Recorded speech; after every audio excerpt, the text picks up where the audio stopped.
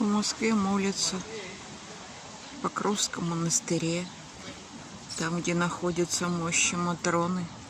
Идут, поклоняются, стоят в очереди, поклоняются мощам, поклоняются иконе, пишут, просят о том, чтобы наступил мир в этом мире.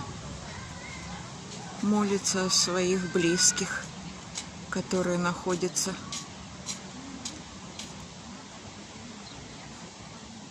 в местах таких военных. Господи, помоги нам.